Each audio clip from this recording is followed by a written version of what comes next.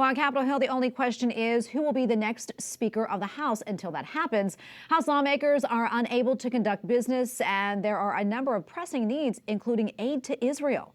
Capitol Hill correspondent Erik Rosales joins us now with the latest. Erik.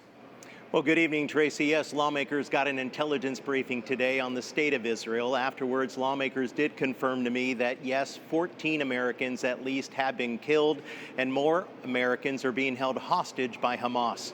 Now, Israeli civilians, including babies, are being slaughtered in the streets. Bottom line over here on Capitol Hill, a new speaker must be elected soon.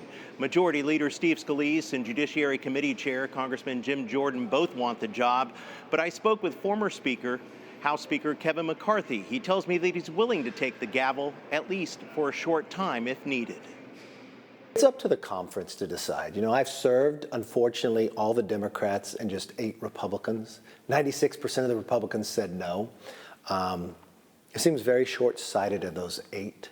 Some it seems like it's a personal, with no plan, no idea who to follow. Former Speaker Kevin McCarthy also tells me helping Israel is a top priority. We need to replenish the Iron Dome, provide them with the medical supplies they need to do the job. Everybody in the world, we should gravitate together that Hamas has to be destroyed, not weakened, destroyed. Some GOP lawmakers want former House Speaker Kevin McCarthy back in the job, at least for now. Given the situation in the Middle East with one of our closest allies in the world, it is critical that we bring this to a close expeditiously.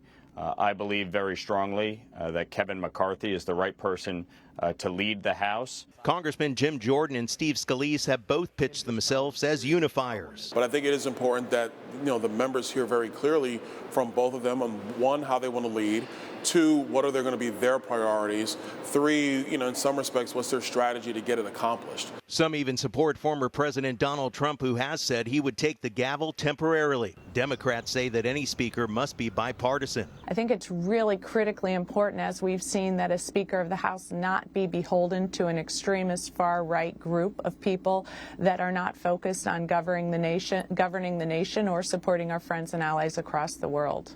What advice would you have for the next speaker? When you become speaker, it's different than being the leader of the Republicans. You got to lead the nation. At times, you got to be willing to take risk, what's right for the country. Don't be afraid. Former Speaker Kevin McCarthy did tell me that he thinks history will prove him right by avoiding a government shutdown. Meanwhile, the House Republican Conference wants to nominate a speaker candidate quickly, as soon as tomorrow. But given the divisions within the GOP ranks, some lawmakers tell me that it could take a while. At the Capitol, Erik Rosales, EWTN News Nightly.